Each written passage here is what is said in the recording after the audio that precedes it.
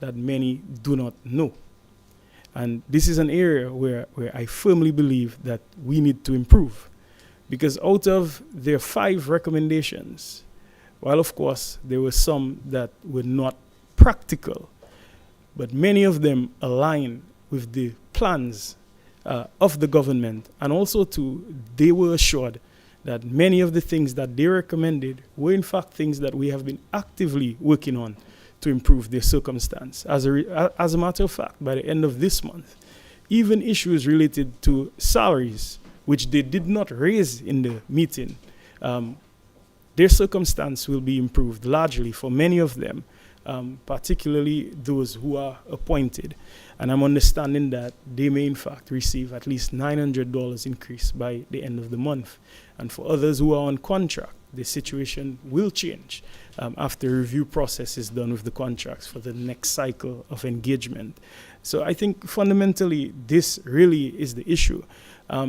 We have tremendous compassion for the medical officers and the staff.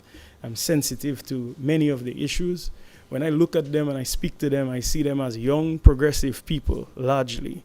People who have studied for years, 7 years to 10 years, and who have chosen to return to Dominica.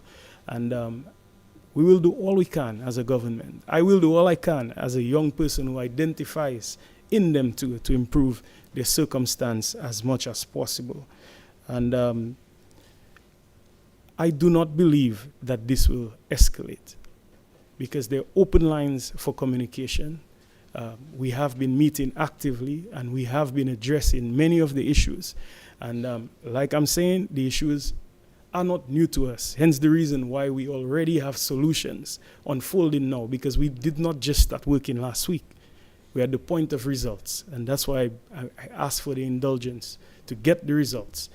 These doctors are very reasonable, and by way of their code of ethics, they are aware of their responsibility to have some form of beneficence, and their responsibility to non-maleficence, to ensure also that patients are not at risk by any of their actions. And I know and I trust that we'll continue to work and resolve all issues that we are confronted with.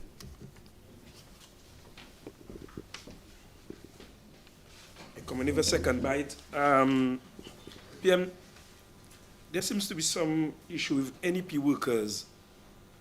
Some of them have not gotten paid yet, and they seem to be saying, when will they get paid? So they asked me to ask that question on their behalf.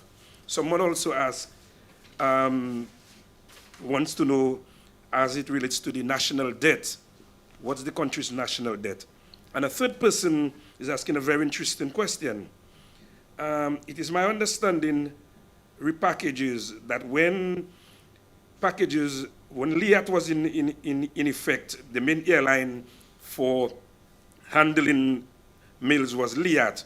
Under the new agreement, Air Antilles was the one, but since Air Antilles seems to have gone into liquidation at about July 23rd, 2023, the post office is now stagnant ever since the liquidation.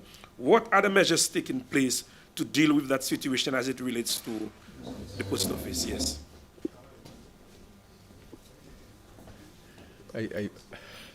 I find this the bouncers coming. The bowling is very rough. I have to go on the back foot there. You know,